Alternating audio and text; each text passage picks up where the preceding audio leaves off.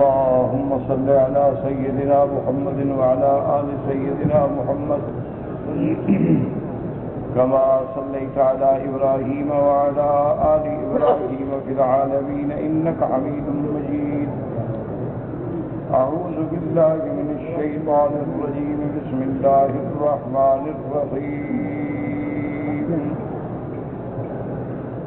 والذين يرمون المحصنات ثم لم يأتوا بأربعة شهداء فاجلدوهم 80 جلدة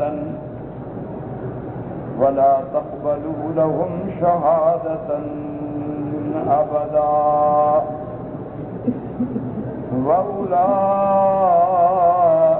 هم الفاسقون إلا الذين تابوا من بعد ذلك وأصلحوا فإن الله غفور رحيم. اللہ تبارک و تعالی نے کلام مقدس کی ان آیات مبارکہ میں قذف محصنات کے بارے میں ارشاد فرمایا ہے کہ اگر کوئی آدمی محصنہ عورت کو، جیسا میں نے عرض کیا تھا کہ محصنات کے دو معنی ہیں. ایک محصنات کا معنی ہوتا ہے کہ شادی شدہ، محسن شادی شدہ، غیر محسن غیر شادی شدہ. اور ایک محسنات کا معنی ہوتا ہے عفیفات، طاہرات، یعنی وہ بیویاں، وہ عورتیں جو پاک باز ہیں، گناہوں سے محفوظ. یہاں یہی دوسرے معنی مراد ہے، کیونکہ یاد رکھیں کہ مثلاً ایک عورت ہے ہی زانیہ، اللہ معاف کرے وہ طوائف ہے، اس کا کاروبار ہی ہے، تو اس کو اگر کوئی آدمی کہتا ہے کہ یہ زانیہ ہے تو وہ غیبت تو بنے گی، کیونکہ غیبت کا معنی ہی یہ ہوتا ہے کہ کسی آدمی پر وہ الزام لگایا جائے جو اس میں ہے. یعنی وہ شراب پیتا ہے، آپ نے کہا شرابی ہے، اس کی عدم موجودگی، یعنی وہ موجود نہیں ہے، آپ نے کہا جی فلانا شرابی ہے اور زانی ہے اور وہ ہے، تو یہ غیبت ہے. اس سے بھی اسلام منع کرتا ہے. ہمیں کوئی حق نہیں پہنچتا کہ ہم ایسی باتیں کریں. ہے تو سب نے اپنے اللہ کو جواب دینا ہے، ہم اس کے گناہوں کے سوال کے ذمہ دار تو نہیں. اور اگر اس میں وہ بری عادت نہیں ہے اور وہ کہتا ہے وہ زانی نہیں لیکن کہتا ہے زانی ہے، وہ شرابی نہیں لیکن کہتا ہے شرابی ہے، وہ چور نہیں کہتا ہے چور ہے، تو یہ بہتان ہے. بات کو سمجھیں، یہ جو ہے یہ بہتان ہے. تو غیبت بہتان الگ چیز ہے، اور قذف جو ہے یہ الگ چیز ہے. حالانکہ غیبت بھی بہت بڑا گناہ ہے، بہت بڑا گناہ ہے. اللہ نے قرآن میں اس کی مذمت بیان فرمائی گئی، یحب احدکم ان یاکل لحم اخیہ میتا. حضور نے فرمایا کیا تم پسند کرتے ہو کہ اپنے مردہ بھائی کا گوشت کھاؤ؟ ہم نے کہا نہیں. حضور فرمایا جو غیبت کر رہے ہو یہ بھی تو مردہ کا گوشت کھا رہے ہو نا، وہ بندہ تمہارے سامنے ہے ہی نہیں اور تم شروع ہو. تو اس لیے یاد رکھیں غیبت بھی بہت بڑا گناہ ہے، بہتان اس سے بڑا گناہ ہے. لیکن قذف جو ہے یہ الگ چیز ہے، اس لیے تینوں میں اختلاط نہ کر بیٹھیں، بات کو سمجھیں اچھی طرح.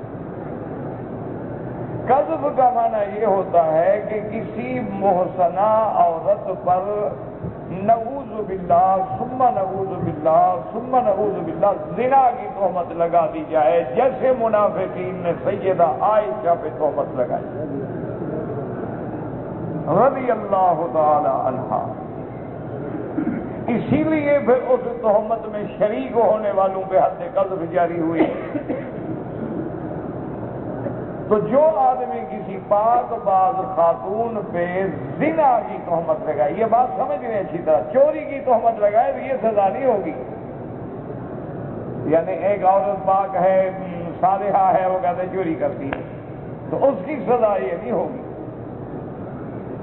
یہ سزا، اس کی سزا ہوگی، قاضی سزا دے گا کہ تم نے جھوٹا الزام کیوں لگایا، لیکن قذف کی سزا نہیں ہوگی۔ بات کو اچھی طرح سمجھیں، تھوڑا سا مشکل مسئلہ ہے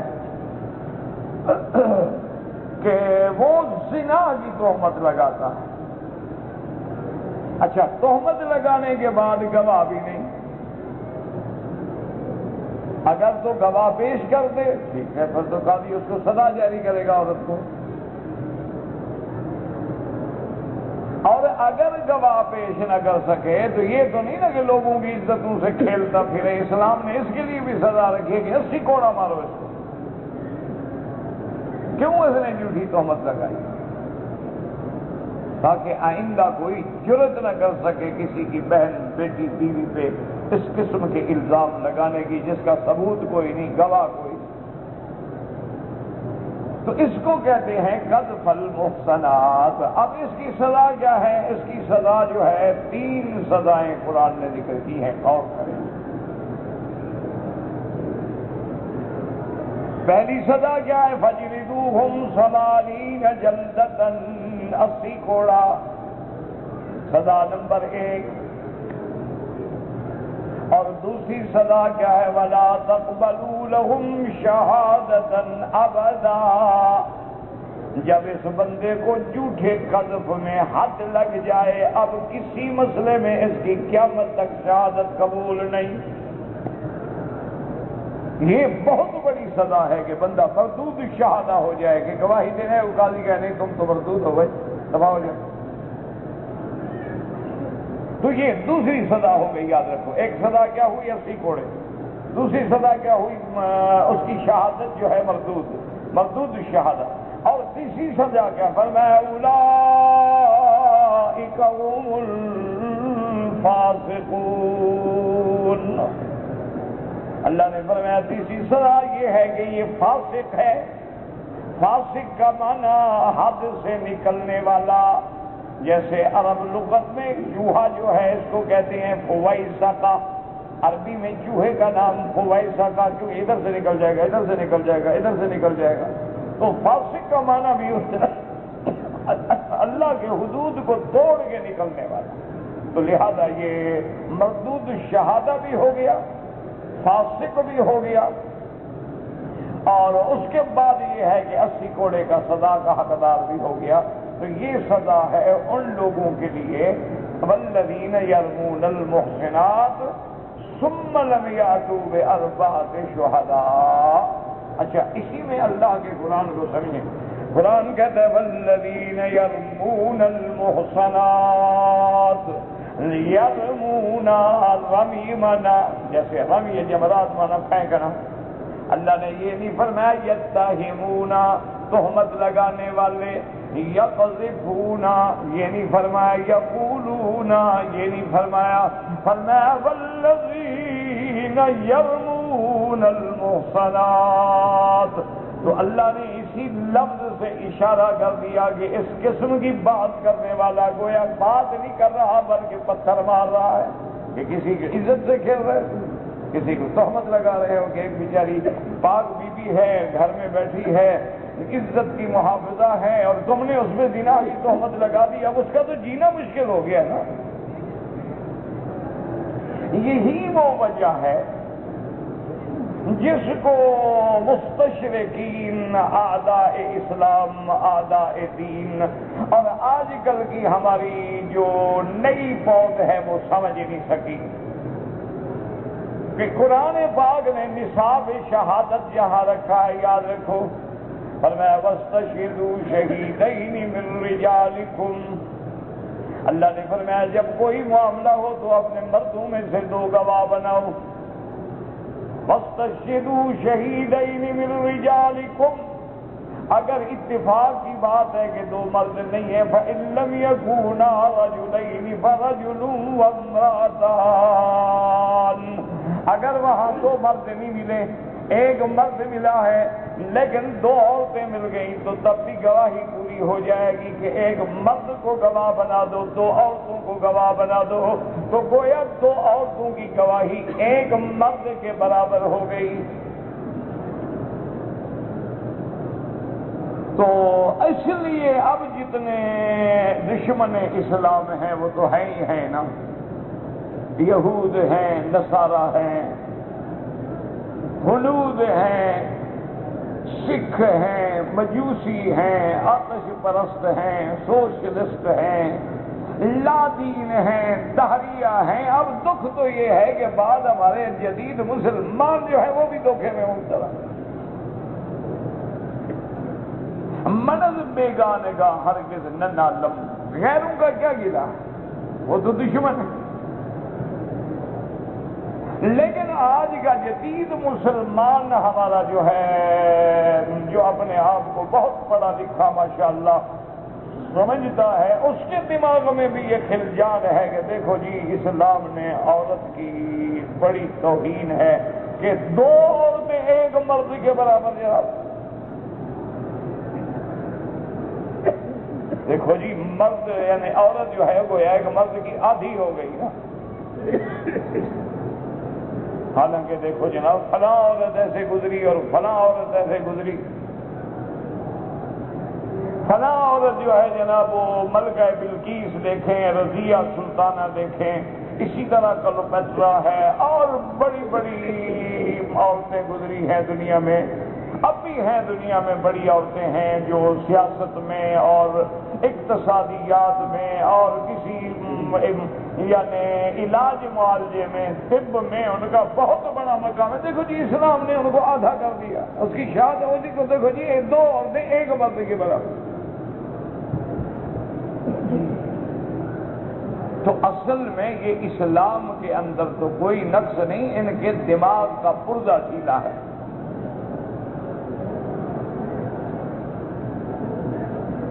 بات کو سمجھ ہی نہیں سکے۔ اسلام نے دو عورتوں کی گواہی کیوں رکھی ہے، بات کو سمجھو۔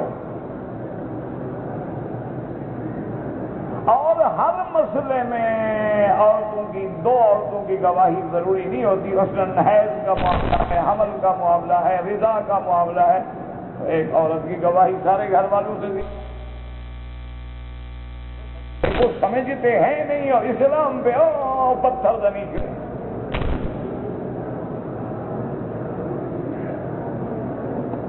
اب دیکھیں کہ ایک عورت ہے، اس نے کہا کہ اس بچے کو جب یہ چھوٹا تھا، 1 سال کا، 1.5 کا، 1.25 2 کا، میں نے اس کو دودھ پلایا تھا۔ اب گھر میں 20 عورتیں ہیں، 10 مرد ہیں، وہ کہتے ہیں کہ جناب ہم نے تو نہیں دیکھا، ہم تو گواہی نہیں دیتے کہ اس عورت نے بچے کو دودھ پلایا ہے۔ اسلام کہتے ہیں اس کی بات مانو، جس نے دودھ پلایا ہے۔ اب ایک عورت کی گواہی سب پہ بھاری ہو گئی، کیوں؟ جب اس نے دودھ پلایا وہ ضروری تو ہے نا کہ سارے گھر والوں کو بلاتی کہ بھاگ کے آؤ، دیکھو دیکھو میں دودھ پلا رہی ہوں۔ بچہ رو رہا تھا، اٹھایا دودھ پلا دیا۔ تو یہاں پر ایک عورت کی گواہی سارے گھر والوں سے بھاری ہے۔ تو یہاں تو اسلام نے نہیں کہا کہ 2 عورتیں اکٹھی کرو، بات کو سمجھیں۔ اسی طرح مثلاً ایک عورت کو طلاق ہو گئی، اس نے کہا میں حیض میں تھی، تو اب اس عورت کی گواہی کافی ہے۔ یہ نہیں کہ سارے کہیں کہ نہیں 2 مرد لے آؤ یا 2 عورتیں اکٹھی کرو، حیض کا معاملہ ہے، عورت کا ذاتی معاملہ ہے، پرسنل معاملہ ہے، وہ کہتی ہے ٹھیک کہتی ہے۔ ایک عورت ہے وہ کہہ دیتی ہے کہ جناب یہ جو حمل ہے نا، جو میرے بطن میں بچہ ہے میرے شوہر کا نہیں ہے، یہ فلاں آدمی کا ہے۔ تو اسلام کہتا ہے ٹھیک، اب یہ تھوڑا کہیں گے بھئی گواہ لے آؤ، کیا ثبوت ہے، فلاں ہے، وہ کہتی ہے بس میرا شوہر جو ہے میں جانتی ہوں، تو تھا ہی نہیں جب مجھے حمل ٹھہرا۔ یہاں بھی عورت کی گواہی ہے.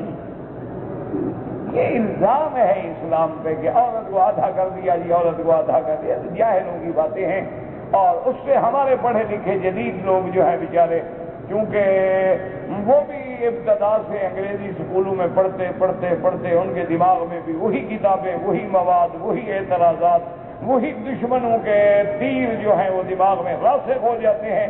اب وہ سرخ عینک لگا کے اسلام کو دیکھتے ہیں تو ہر چیز سرخ نظر آتی. اب بات کو سمجھیں کہ رضاعت میں بھی عورت کی گواہی بھاری ہے، حیض میں، نفاس میں، حمل میں عورت کی گواہی بھاری ہے. لیکن معاملات میں اگر لین دین ہے، وہ بندہ مر رہا تھا، وصیت کر رہا ہے، وہاں اسلام کہتے نہیں ایک مرد دو عورتیں. وجہ کیا ہے کہ اگر خدا نہ کرے یہ معاملہ عدالت میں چلا جائے اور مخالف وکیل جب ہمیں یہ کہہ دے کہ جناب یہ عورت جو گواہی دے رہی ہے اس کا اس بندے کے ساتھ ناجائز تعلق ہے، اس لیے گواہی دے رہی ہے، تو مقدمہ جیتو یا ہارو، عورت تو عزت کا مقدمہ ہار گئی نا الزام لگنے سے. اس کی بے عزتی جو ہونی تھی وہ تو ہو گئی. تم مقدمہ جیت جاؤ یا ہار جاؤ، دفع کرو مقدمے کو. عورت میں تو بے عزتی ہوگی نا، عدالت میں بھری عدالت میں وکیل ہیں، کورٹ ہے، جج ہے، دنیا کھڑی ہو کر جناب یہ عورت گواہی دینے ایسے تھوڑی گواہی دے رہی، اس کے تو ناجائز تعلقات ہیں. اس لیے اسلام نے دو عورتوں کو رکھا ہے، ایک کی گواہی نہیں رکھی کہ دو پہ یہ عزت کا الزام لگ ہی نہیں سکتا. بیک وقت دو عورتیں ایک بندے سے تعلق رکھیں اور دونوں پھر اس کے حق میں گواہی دینے بھی آئیں، یہ ممکن ہی نہیں ہو، تو رقابت ہوگی، دشمنی ہوگی. تو اللہ نے وہاں عورت کی عزت کو بچایا ہے، نہ کہ عورت کو آدھا کر دیا ہے. اچھی طرح بات کو دماغ میں بٹھائیں. اسلام تو اتنی عزت دے رہا ہے کہ اگر اس پہ کوئی جھوٹی تہمت لگائے تو اس کو 80 کوڑا مارو. اب اس کے مقابلے پہ یورپین عورتوں کو دیکھ لو کہ ان کے بارے میں فلمیں بنتی ہیں، کہانیاں لکھی جاتی ہیں، کتابیں لکھی جاتی ہیں، ان کے معاشقے لکھے جاتے ہیں، فلاں سے تعلق تھا، فلاں سے تعلق تھا، فلاں سے تعلق تھا. پھر اس کے زندگی کے ہر بات پہ، اس کے قد پہ، بت پہ، جسم پہ، عادات پہ ساری کتابیں لکھی جاتی ہیں. یہ عورت کی عزت کر رہے ہیں یا اسلام عورت کی عزت کر رہا ہے؟ ویسے تو بڑا آپ پڑھتے ہیں اخبار، مقابلہ حسن اور تاج پہنا کے عورتوں کو کھڑا کیا جاتا ہے، لیکن حسن میں شریک ہونے والوں کا حشر پتہ نہیں. تمہیں پتہ ہے کہ کیا کیا ہوتا ہے، کیا کیا دیکھا جاتا ہے؟ کوئی شریف عورت تو وہ واقعہ سن کے بھی گھل سے مر جائے. وہ تو تصور بھی نہیں کر سکتی کہ ان ججز کے سامنے اور ان پارٹیوں کے سامنے جا کے اپنے آپ کو اپوز کرے. انا للہ و انا الیہ راجعون. تو اس لیے بات کو سمجھیں، اسلام نے عورت کو اتنی عزت دی ہے. فرمایا والذین یرمون المحصنات ثم لم یأتوا بأربعۃ شہداء. جن لوگوں نے منہ سے ایسے بات پھینک دی، زنا کی تہمت لگا دی پاک باز عورتوں پہ، اس کو 80 کوڑا مارو، اس کی گواہی بالکل قبول نہ کرو، یہ فاسق ہیں، اللہ کے قانون کی حدوں کو توڑنے والے. اور اسی آیت کو ذرا غور کرو، اللہ کے قرآن میں تھوڑا تدبر کرو، توجہ کرو تو پھر بات سمجھ جائے گی. دیکھو اللہ نے عورت کو کیسی عزت دی. اچھا یہ مسئلہ کیا ہے جی کہ اگر آدمی عورت کو زنا کی تہمت لگائے، گواہ نہ دے، کتنی کوڑے لگیں گے؟ اچھا اگر عورت مرد کو تہمت لگائے تو نہیں لگیں گے؟ وہاں بھی لگیں گے. بات سمجھو، مرد نے عورت پہ زنا کی تہمت لگائی، 80 کوڑے. عورت اگر مرد پہ زنا کی تہمت لگائے اور گواہ نہ دے سکے تو وہاں بھی 80 کوڑے. مرد پہ تہمت لگائے، مرد پہ زنا کی تہمت لگائے تب بھی 80 کوڑے. لیکن قرآن نے ذکر صرف یہ کیا ہے کہ جو مرد پاک عورتوں کو تہمت لگائے، باقی کا ذکر نہیں کیا. میں باقی سمجھ لو سب. اصل بعد عورت کی عزت کی حفاظت ہے، ورنہ یاد رکھو مرد پہ تہمت لگائے زنا کی تو یہی سزا ہے، عورت مرد پہ زنا کی تہمت لگائے تو یہی سزا ہے۔ لیکن قرآن نے صرف ذکر کس کا کیا؟ والذین یرمون المحصنات، کہ جو لوگ پاک بیویوں پہ زنا کی تہمت لگاتے ہیں، یعنی عورت کی عزت اتنا مقدم ہے کہ باقی دونوں مقدمے اللہ نے ذکر بھی نہیں فرمایا کہ سمجھ لو خود بخود، ورنہ سزا تو وہی ہے۔ اب یہ تھوڑا ہے کہ مرد عورت پہ زنا کی تہمت لگائے تو 80 کوڑا مارو، عورت جس کو چاہے زنا کی تہمت لگاتی پھرے، اس کو کچھ نہ کہو، ہاں اس کے لیے بھی وہی سزا ہے۔ اچھا ایک مرد نے عورت پہ تو تہمت نہیں لگائی، مرد پہ تہمت لگا دی زنا کی، اس کو بھی وہی سزا ہے، لیکن اس کا قرآن نے ذکر بھی نہیں کیا ہے کہ اصل بات یہ ہے، اصل مہم بات یہ ہے، کیونکہ عورت کی عزت پہ جب داغ لگ جاتا ہے تو عورت برباد ہو جاتی ہے، پھر کوئی اس سے شادی کرنے کے لیے تیار نہیں، نکاح کرنے کے لیے تیار نہیں، گھر میں رکھنے کے لیے تیار نہیں، اور اگر ماں باپ بھائی بہن خاندان غیرت والا ہے تو وہ گھر میں اب جینے کے بھی بیچاری قابل نہیں رہتی، وہ تو ایک راندہ درگاہ بن جاتی ہے، وہ تو ایک جلتی پھرتی زندہ لاش ہو جاتی ہے۔ باپ دیکھتا ہے نفرت سے، بھائی دیکھتے ہیں نفرت سے، ماں دیکھتی ہے نفرت سے، کاش تو پیدا ہی نہ ہوتی، اسی لیے تو پیدا ہوتی کہ آج ہمیں یہ باتیں سننی پڑ رہی ہیں۔ اس لیے قرآن نے اس کی عزت کا زیادہ ذکر کیا، تو اچھی طرح یہ مسئلے کو دماغ میں بٹھا دیں۔ اب جناب آگے مسئلہ سمجھیں، اللہ فرماتے ہیں الذین تابوا من بعد ذلك فأصلحوا فإن اللہ غفور رحیم۔ فرمایا مگر وہ لوگ جنہوں نے توبہ کر لی، صرف یہ نہیں کہ زبانی کلامی توبہ کر لیں، فرمایا وَأَصْلَحُوا، پھر اپنے اعمال کی اصلاح بھی کی، لیکن یاد رکھو توبہ کرنے سے اللہ کا حق تو معاف ہو جائے گا لیکن بندے کا حق معاف نہیں ہوگا۔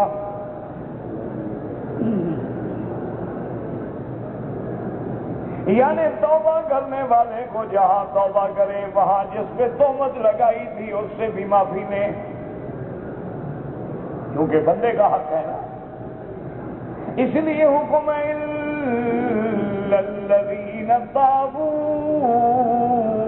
واصلحوا، اس کی صلاح کی علامت یہ ہے کہ مجرم بن کے اس کے دروازے پہ جا کے اپنے گناہ کا اقرار کر کے معافی مانگتا ہے کہ مجھے معاف کر دیں، میں نے جھوٹ بولا، اب تو سزا ہو گئی، کوڑے بھی کھا لیے میں نے، بخش دو مجھے، معاف تو کر دو۔ تو اب اللہ نے آگے دو لفظ ذکر فرما دیے، الا الذین تابوا واصلحوا۔ اللہ کے قرآن سے اور کون سا کلام ہوگا؟ بس دعا کرو کہ اللہ ہمیں قرآن سمجھنے کی توفیق، پڑھنے کی بھی اور سمجھنے کی بھی اور عمل کی۔ پہلے کتنے لفظ ہیں؟ دو ہیں کہ چار ہیں؟ دیکھو نا، غور کرو۔ الا الذین تابوا واصلحوا، توبہ کرے اور پھر اپنے عمل کی اصلاح کرے، دو چیزیں ہیں نا۔ آگے جزا میں بھی دو صفتیں ہیں، فإن اللہ غفور رحیم، اللہ بخشنے والے ہیں، مہربان ہیں۔ اشارہ کیا جب توبہ کرو گے تو میں گناہ تو تیرے بخش دوں گا، لیکن اصلاح کرو گے تو پھر رحمت بھی کروں گا، بندوں کے حق بھی بخشاؤ۔ ایک ہے گناہ معاف کر دینا اور ایک ہے مہربانی کرنا۔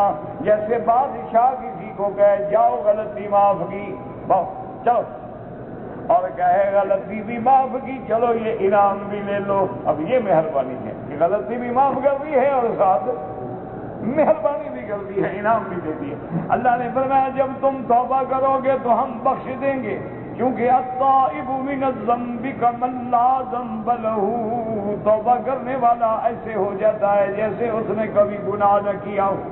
اس لیے اسلام ہمیں یہ کہتا ہے اگر کوئی زانی توبہ کر لے، زانیہ عورت توبہ کر لے، شرابی توبہ کر لے، ڈاکو چور توبہ کر لے، اسلام کہتا ہے پھر اس کو کبھی تانا بھی نہ دینا۔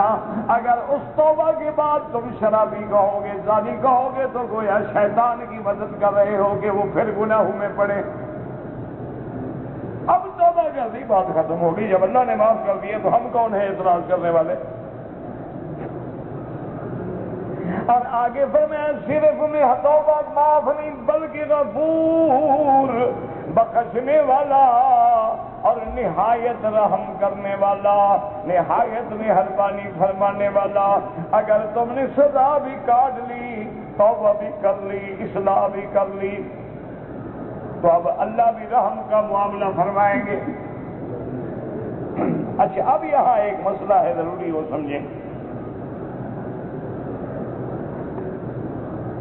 کہ بعض علماء یہ فرماتے ہیں کہ الا الذین تابوا من بعد ذلک واصلحوا فإن اللہ غفور رحیم۔ امام شافعی رحمۃ اللہ علیہ فرماتے ہیں اس آیت کا تعلق پہلی آیت کے تمام چیزوں سے ہے۔ کیا معنی؟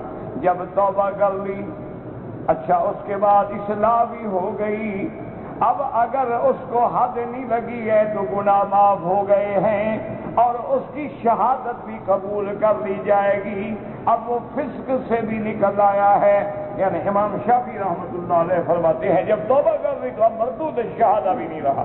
اچھا حد لگ گئی، وہ تو لگ گئی، وہ تو اب بچ نہیں سکتا، واپس نہیں ہو سکتی، لیکن اس کو جو مردود الشہادہ کر دیا گیا تھا اب اس کی شہادت قبول ہو جائے گی، کیوں؟ توبہ کر لی ہے، اصلاح کر لی ہے، اللہ نے بخش دیا ہے۔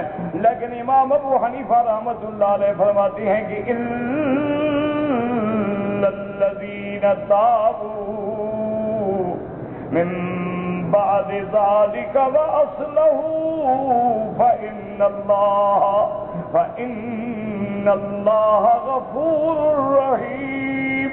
امام ابو حنیفہ فرماتے ہیں رحمت اللہ علیہ کہ حد تو اس کو لگ گئی، باقی رہ گئی تو اس کا شہادت مردود شہادہ ہونا، وہ ہمیشہ مردود شہادہ رہے گا، توبہ کر لے یا توبہ نہ کرے۔ اولائی تو اس استثناء کا تعلق جو ہے صرف آخری آیت سے ہے، وَأُولَئِكَ هُمُ الْفَاسِقُونَ إِلَّا الَّذِينَ تَابُوا۔ اگر توبہ کر لی تو فسق سے نکل جائے گا، فاسق نہیں کہلائے گا، لیکن مردود شہادہ بھی رہے گا، اس کی شہادت کبھی قبول نہیں ہوگی۔ تو امام ابو حنیفہ رحمۃ اللہ علیہ کے نزدیک استثناء کا تعلق جو ہے صرف آخری آیت سے ہے، اور امام شافعی رحمۃ اللہ علیہ اور امام مالک رحمۃ اللہ علیہ، امام احمد بن حنبل رحمۃ اللہ علیہ فرماتے ہیں توبہ کر لی تو اب اس کی شہادت جو ہے وہ قبول کی جائے گی۔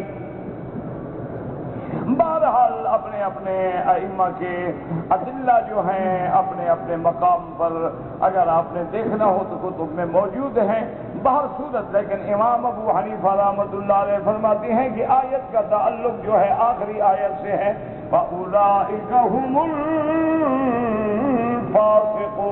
الْفَاسِقُونَ۔ اب مفسر رحمۃ اللہ علیہ فرماتے ہیں هذه الآیۃ الکریمۃ فیہا بیان حکم جلد القاذف للمحصنۃ۔ اس آیت میں بیان ہے ان لوگوں کا جو لوگ ایک محسنہ عورت پہ زنا کی تہمت لگائیں، اور محسنہ کون ہے؟ حرۃ البالغۃ العفیفۃ، آزاد بھی ہو، بالغ بھی ہو، پاک باز بھی ہو۔ فإذا كان المقذوف رجلا فكذلك يجلد قاذفه أيضا۔ اب مفسر رحمۃ اللہ علیہ فرماتے ہیں کہ قرآن نے تو یہی ذکر فرمایا ہے کہ اگر کوئی مرد عورت پہ تہمت لگائے، لیکن اگر مرد کسی مرد پہ بھی تہمت لگائے اس کو بھی اسی طرح 80 کوڑے مارے جائیں گے، اس میں کوئی جھگڑا نہیں۔ فَلَيْسَ فِيهِ نِزَاعٌ بَيْنَ الْعُلَمَاءِ فإن أقام الكاذب بينة على صية ما قاله درأ عنه الحد. اب اگر تہمت لگانے والے نے گواہ مہیا کر دیے، گواہوں سے اپنی بات ثابت کر دی، تو اب اس کو حد نہیں ماری جائے گی، کیونکہ قرآن نے یہ حد اس وقت جاری کی ہے ثم لم یاتوا بأربعة شهداء فاجلدوهم 80 جلدہ.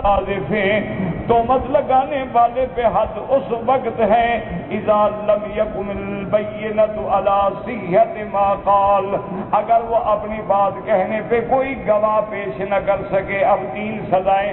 احدھا پہلی سزا کیا ہے؟ ان یجلد 80 جلدۃ، 80 کوڑا مارا جائے. دوسری شہادت کیا ہے؟ ان ترد شہادتہ ابدا، وہ مردود شہادہ کہلائے. اور تیسری بات کیا ہے؟ ان یکون فاسقا، وہ فاسق ہے، حد سے نکلنے والا. لیس بعدل لا عند اللہ ولا عند الناس، اب وہ عادل نہیں رہا بلکہ فاسق بن گیا، اللہ کے ہاں بھی فاسق، لوگوں کے ہاں بھی فاسق. ثم قال تعالی الا الذين تابوا من بعد ذلك واصلحوا واختلف العلماء في هذا الاستثناء. اب اس استثناء میں الا الذين تابوا کے استثناء میں اختلاف ہے. هل يعود الى الجملة الاخيرة فقط وترفع التوبة والفسق فقط ويبقى مردود الشهادة دائما وان تاب. بعض علماء فرماتے ہیں کہ یہ استثناء جو ہے صرف اخیر جملے سے تعلق رکھتا ہے، توبہ کرنے نے اس کے فسق کو تو اٹھا دیا لیکن ہمیشہ مردود شہادہ رہے گا چاہے توبہ کر لے. یا یہ استثناء او یعود الى الجملتین الثانیۃ والثالثۃ. اما الجلد فقد ذهب وانقضى سواء تاب او اصر ولا حکم له بعد ذلك بلا خلاف. اب جہاں تک کوڑے کی بات ہے وہ کوڑے تو اس کو لگ چکے، اب وہ تو کسی شکل میں واپس نہیں ہو سکتے چاہے توبہ کرے یا نہ کرے. وذهب الامام مالک و احمد و الشافعی، امام مالک، امام احمد، امام شافعی رحمۃ اللہ علیہم اجمعین فرماتے ہیں الا الى انه اذا تاب قبل الشهادة، جب توبہ کر دے تو اب اس کی گواہی قبول ہوگی. وطبعا حکم الفسق، اور فسق کا حکم بھی اٹھ گیا. ونص علیہ سعید بن المسیب سید التابعین وجماعت من السلف ایضا. کہتے ہیں سعید المسیب، سعید بن المسیب تابعی ہیں بڑے شان والے، ان کا بھی یہی قول ہے.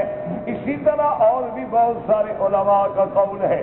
وقال الامام ابو حنیفہ رحمہ اللہ تعالی انما يعود الاستثناء الى الجملة الاخيرة فقط. امام ابو حنیفہ رحمۃ اللہ علیہ فرماتی ہیں کہ استثناء کا تعلق اخیر جملے سے ہے. فيرتفع الفسق بالتوبة ويبقى مردود الشهادة ابدا. فاسق تو نہیں رہے گا لیکن مردود الشهادة ہمیشہ رہے گا. وممن ذهب إليه من السلف القاضي شريح وإبراهيم النخعي وسعيد بن جبير ومكحول وعبد الرحمن بن زيد بن جابر. اب جناب فرماتی ہیں کہ حضرت قاضی شريح، ابراہیم نخعی، سعید بن جبیر، مکحول، عبد الرحمن بن زید، سارے کے ساروں کا یہی قول ہے جو امام ابو حنیفہ کا قول ہے رحمت اللہ علیہم. وقال الشافعي الضاق لا تقبل شهادته وإن تاب إلا أن يعترف على نفسه أنه قد قال البهتان فحينئذ تقبل شهادته والله أعلم. حضرت امام شافعی والضحاک رحمۃ اللہ علیہ فرماتے ہیں اس کی گواہی قبول نہیں کی جائے گی چاہے توبہ کر لے. ہاں اگر وہ آ کے اقرار کر لے کہ میں نے بہتان لگایا تھا، جھوٹ بولا تھا، اب میں اقرار کرتا ہوں، میں توبہ کرتا ہوں، تو اب اس کی گواہی جو ہے وہ قبول کی جائے گی. واللہ تعالی اعلم.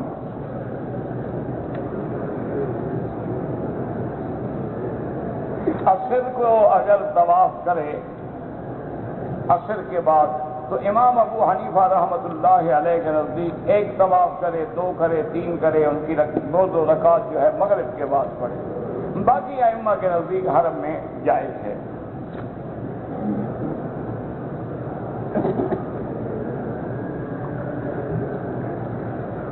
ایک شخص 2 دفعہ عمرہ کر چکا ہے، صاحب نصاب نہیں ہے، اس کے بڑے بیٹے نے بلا کے عمرہ کرایا تھا، کوئی حج فرض نہیں ہوتا، اس کے بعد جب اللہ پیسہ دے گا تو حج فرض ہوگا. جتنا اس کو ملا اس نے کر لیا.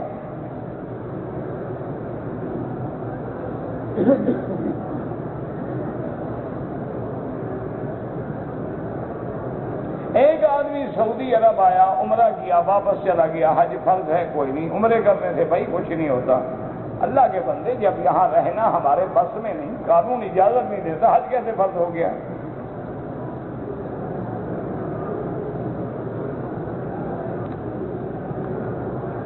ایک عورت نے، آپ نے جو اپنی کہانی لکھی ہے، یہ بہرحال اللہ اعلم اس کا علاج وہی ہے جو آپ کر رہی ہیں، صرف اس میں تھوڑی سی تبدیلی کریں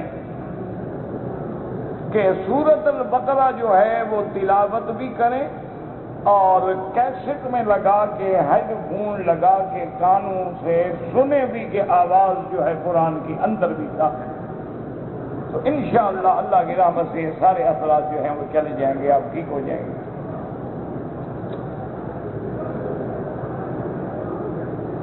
کہتے ہیں جی کہ مدینہ منورہ میں ایک عورت نے کہا کہ صلاۃ التسبیح پڑھنا ٹھیک نہیں ہے. بابا بات یہ ہے کہ حدیث ضعیف ہے، اس لیے بعض ائمہ کرام اس پر عمل نہیں کرتے، اور جو کرتے ہیں کوئی بات نہیں، عبادت ہے. اور جب حدیث ہو چاہے ضعیف بھی ہو تو فضائل اعمال میں محدثین لے لیتے ہیں.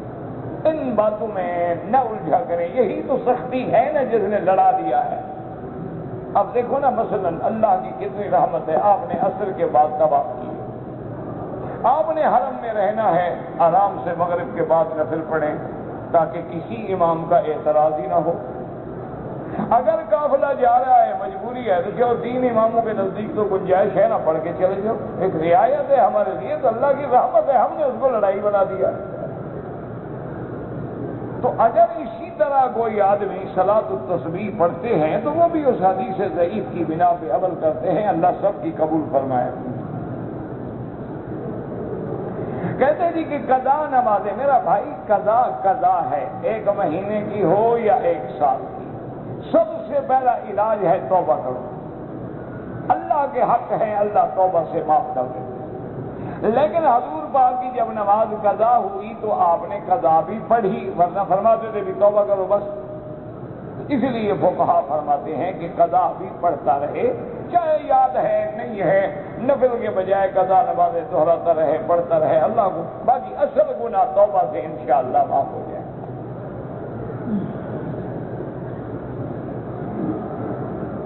کہتے جی کہ ہمارے ہاں فرض نماز کے بعد اکثر لوگ سر پہ ہاتھ رکھ کے پڑھتے ہیں، یہ سنت نہیں ہے، یہ تو علاج ہے کہ جن لوگوں کا دماغ کمزور ہے، حافظہ کمزور ہے، تو بزرگوں نے کہا کہ اللہ کے نام ہے یا قوی یا متین، یا قوی یا متین، یا قوی یا متین، تو یہ پڑھا کرے تو اللہ اس کا دماغ قوی کر دیتے ہیں. یہ تو علاج ہے کہ سنت کا ایسے کیا تعلق ہے.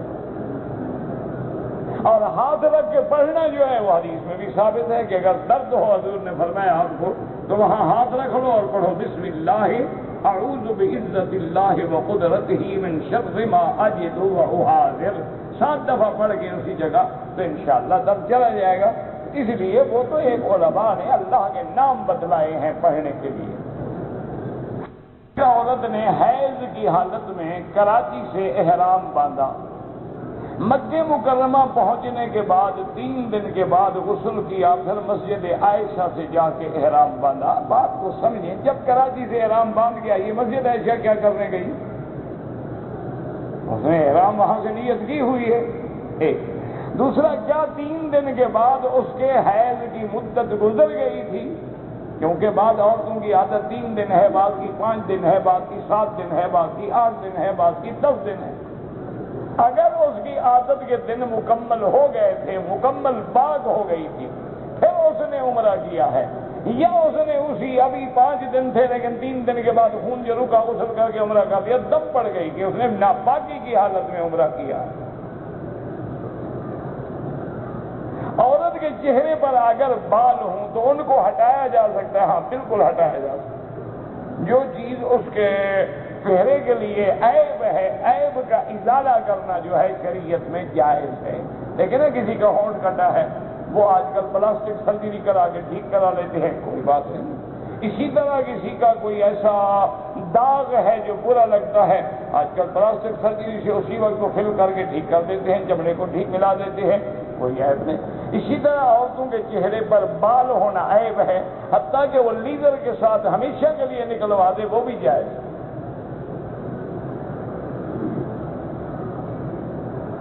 مسجد حرام آتے ہوئے اکثر لوگ قرآن لے کے کھڑے ہوتے ہیں، وہ جب پوچھتے ہیں تو ہم ان کو لینے سے کیسے انکار کریں؟ کیوں کھڑے ہوتے ہیں قرآن لے کر؟ دے رہے ہیں ہدیہ لے لو، نہیں چاہیے کسی اور کو دے دینا، کون سا مشکل مسئلہ ہے جو حل نہیں ہوتا؟ خانہ کعبہ کے متعلق تفسیر کے اب تاریخ کی کتاب لے لیں، تاریخ مکہ للازرقی، اس میں پڑھ لیں۔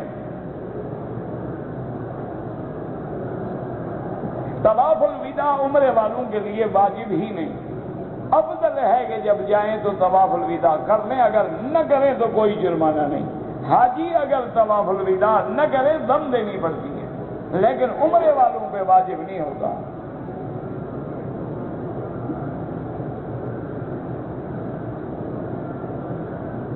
کتاب آپ جو ہے لی ہوئی ہے، آپ کو مانا ہی نہیں آتا تو میں کیوں بتا دوں؟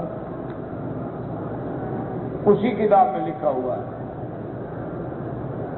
اسی کتاب میں معنی موجود ہے، ذرا غور کرو گے تو رحیق المختوم پڑھو گے تمہیں معنی بھی مل جائے گا۔ سارا کام میرے ذمہ لگائے ہوا ہے، اسی کتاب کو ذرا غور کرو، اللہ تمہیں ہدایت دے، پڑھو گے تو 2-3 صفحے میں تمہیں ترجمہ مل جائے گا۔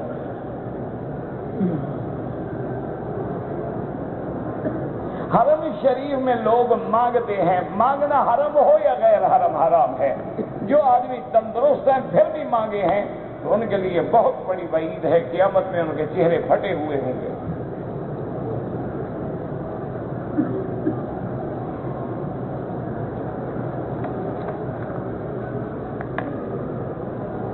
والد مریض ہیں اور میری والدہ بیچاری ان کی خدمت میں ہیں، تو وہ کسی جگہ آنے جانے کے قابل نہیں، تو اپنے والدین کا عمرہ کریں، بالکل کریں، والد کے لیے الگ، والدہ کے لیے الگ۔ حجر اسود کے بارے میں معلومات کرتے ہیں، کتاب لے کے پڑھیں، تاریخ حرم، تاریخ کعبہ، مکہ للازرقی۔ یہ کوئی سوال جواب ہے کہ 4 گھنٹے میں تاریخ بیان کرتا رہوں حجر اسود کی؟ آدمی کے کپڑوں پہ جیسے آج کل رواج ہے نا جی، بنیان پہ اور شرٹ پہ اور ان چیزوں پہ انگریزی میں لکھائی ہوتی ہے، وہ آگے کھڑا ہوا ہے، اب پیچھے کھڑے ہوا، اگر ہم وہ عبارت پڑھ لیں پوری تو نماز نہیں ہوگی۔ اسی لیے تو انہوں نے یہ لکھوایا ہے کہ مسلمانوں کی عبادت کو خشوع سے خالص کرو، کسی نہ کسی طرح نظر پڑے گی تو پڑھے گا نا بیچارہ۔ کے پیچھے التحیات نہ پڑھی گئی، کیوں نہ پڑھی گئی؟ وجہ لکھو نا، نہ پڑھی گئی کیا مانا؟ عمدن نہیں پڑھی، بھول گیا، صحبن نہیں پڑھی، یا ابھی شروع کر رہا تھا امام نے جلدی جلدی پڑھ کے سلام پھیر لیا۔ بہرحال امام کے پیچھے ہر حال میں تیری نماز تو ہو جائے گی، لیکن نہ پڑھنے کی وجہ تو لکھو۔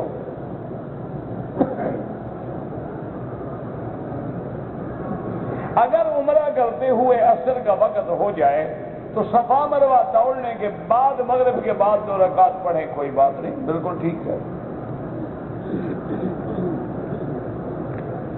ابو طالب اسلام نہیں لائے، سیاستہ میں ہے۔ اللہ کے قرآن کی یہ آیت جو ہے نا، انک لا تہدی من احببت، یہ قرآن کی آیت تفسیر کھول لو، وہی سارا واقعہ مل جائے گا۔ مقام رسول اللہ حزینا، حضور روتے ہوئے اٹھ کے گئے کہ چاچا نے کلمہ نہیں پڑھا۔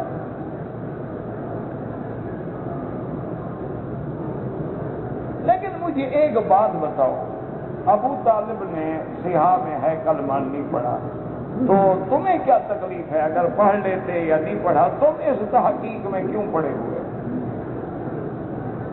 کوئی وجہ تو سمجھاؤ نا، ماں سوا جھگڑا پیدا کرنے کا۔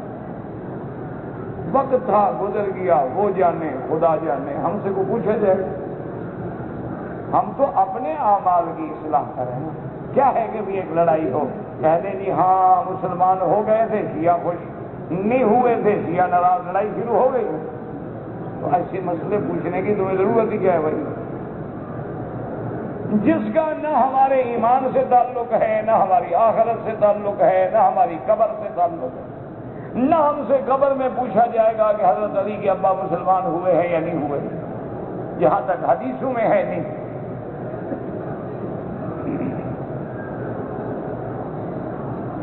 اہل کتاب لڑکی سے شادی ہو جائے تو کیا لازم ہے کہ اس کو مسلمان کرے؟ کوشش کرے، نہ ہو تو نہ ہو۔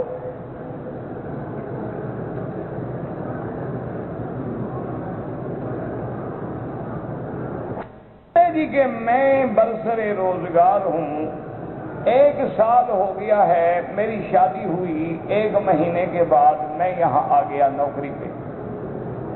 اب یہ ہے کہ جو پیسے میں نے کمائے ہیں میں اپنے والدین کو عمرہ کراؤں یا چھٹی کر کے جاؤں، اپنی بیوی کے حقوق بھی ادا کروں۔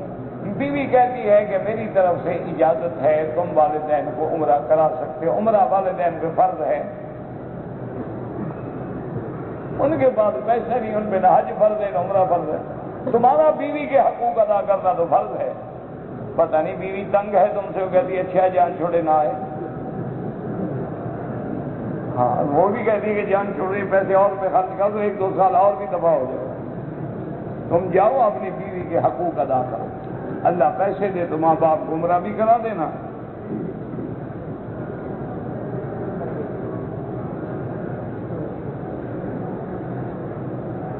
بار بار زیادہ پیشاب آتا ہے، اگر آدمی کو بیماری ہے وہ پیشاب روک نہیں سکتا تو اس کے لیے وہ نالی بھی لگا سکتا ہے، اور ساتھ اس کے وہ لگا دیتے ہیں، بیگ لگا دیتے ہیں، اس میں وہ پیشاب کرتا رہتا ہے، کوئی بات نہیں کرتا ہے۔ جیسے اللہ معاف کرے گردے کی تکلیف ہے اور تکلیفیں ہیں تو ڈاکٹر باقاعدہ نالی لگا کے، پائپ لگا کے اس کا سسٹم بنا دیتے ہیں، وہ تھیلی بھرتی رہتی ہے، بس کوئی بات نہیں۔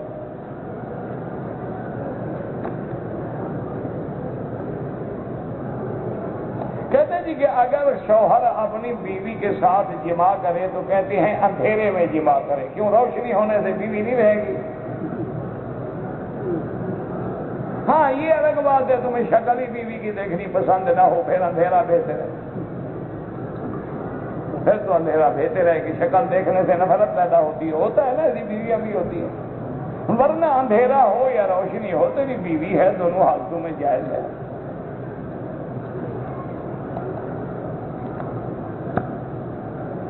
تہجد کی نماز پڑھنے کے لیے افضل وقت جو ہے وہ بالکل آخری رات کا حصہ ہے، الثلث الاخیر، یعنی جس کے بعد پھر صبح صادق ہو جاتی ہے، اور ویسے تو ساری رات جب اٹھ کے پڑھے جائز ہے۔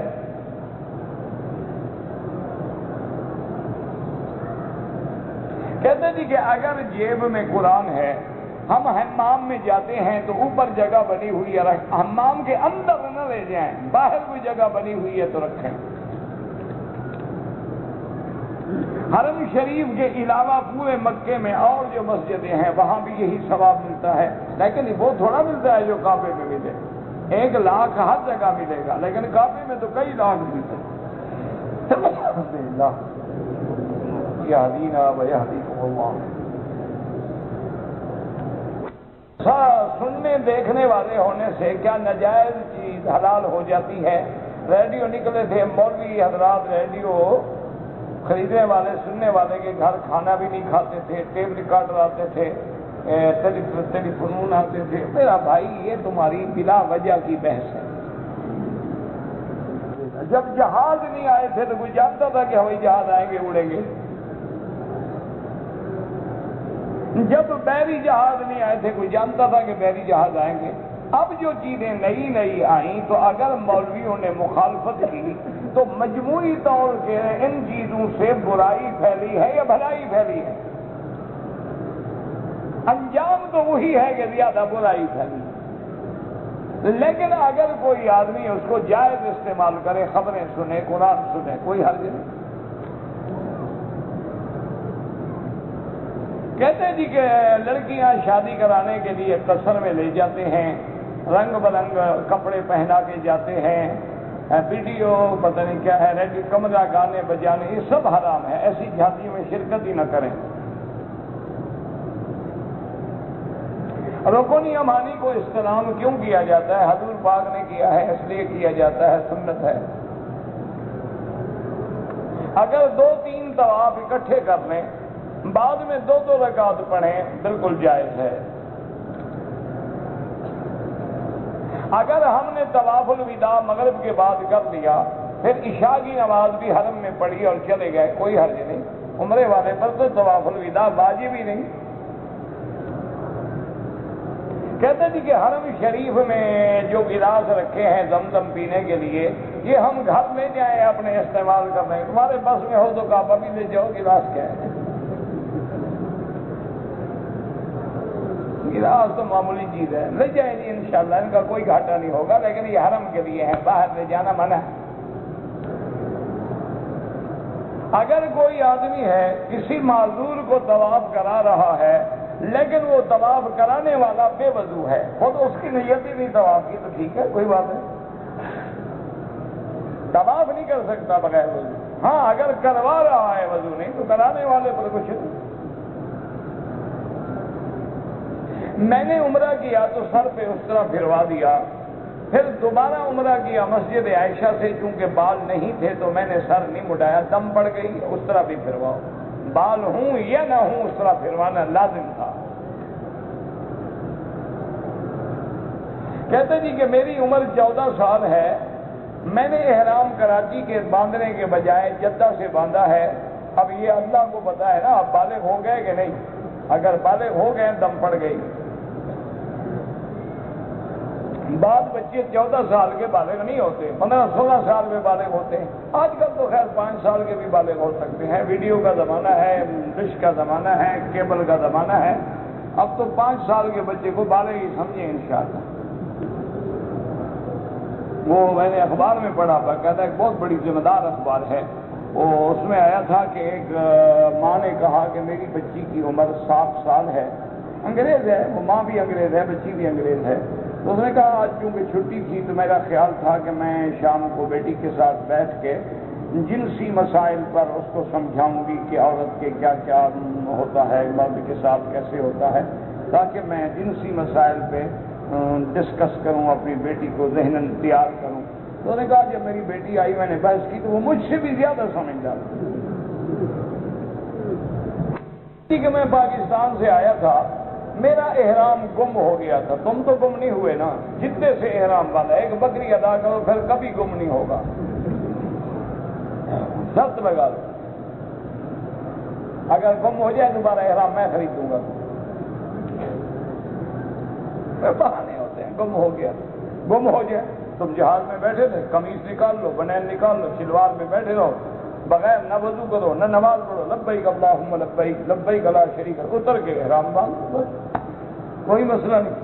مسئلہ پہلے گرمی کی وجہ سے احرام کی چادریں کھول کے غسل کر لیا، کوئی بات نہیں، کچھ بھی نہیں ہوتا، لیکن خوشبو والا صابن استعمال نہ کرے، گرمی سے بچنے کے لیے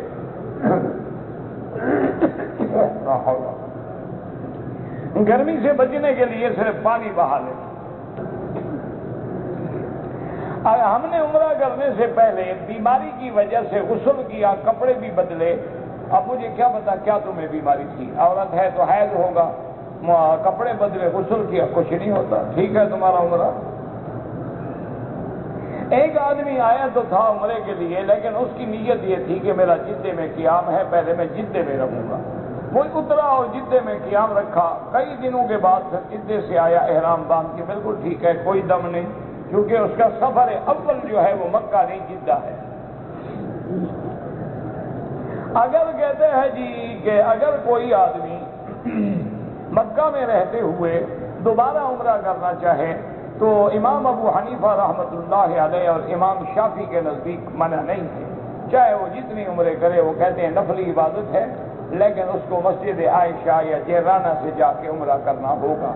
امام احمد بن حنبل رحمۃ اللہ علیہ فرماتے ہیں اصل عمرہ وہ ہے جو اس نے اپنے ملک سے آتے ہوئے کیا ہے، اب مکے میں رہتے ہوئے بلا ضرورت عمرے نہ کرے۔ امام ابو حنیفہ رحمۃ اللہ علیہ کا نام نعمان ابن ثابت، کہتے جی کہ میں نے اپنے بیٹے کی شادی پر اپنی بہو کے لیے 20 تولے سونا قرضہ دے کر سونے کے اس کو زیور دیے ہیں، تو اس پر زکات دینی ہوگی. جب تم نے بہو کو دے دیا تم پر کیسی زکات؟ اب بہو جانے زکات جانے.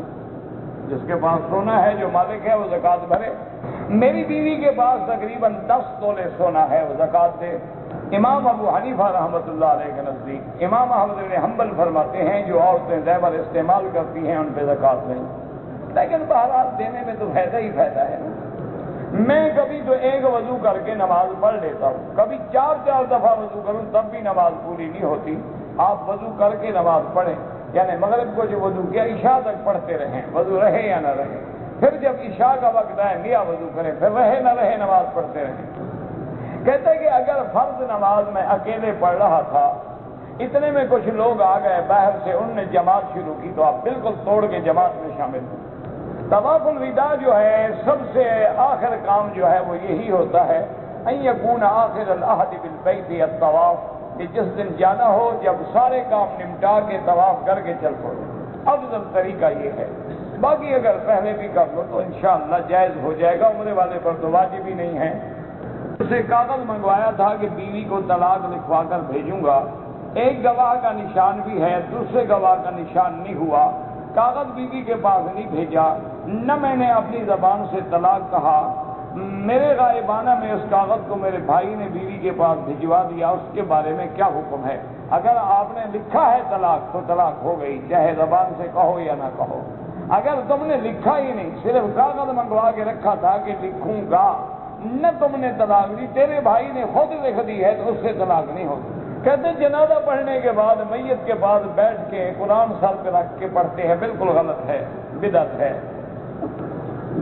اگر ایک آدمی نے عمرے کے بعد بال بڑے تھے اب چھوٹے چھوٹے سارے سر سے کٹوا لیے, ٹھیک ہو گیا, ٹک لگائے تو دم پڑ گئی, بال بھی کٹائے دم بھی ادا کرے. دوران سفر اگر نماز کا وقت ہو جائے ہوائی جہاز میں ادا کریں. حرم شریف میں یا کسی مسجد میں مانگنا, بھیک مانگنا حرام ہے. ایک مسجد تھی وہ گرا دی گئی, تو آپ ملیں, باقاعدہ سفیر صاحب اچھے آدمی ہیں, ان کو توجہ دلائیں, وہ انشاءاللہ بنائیں گے.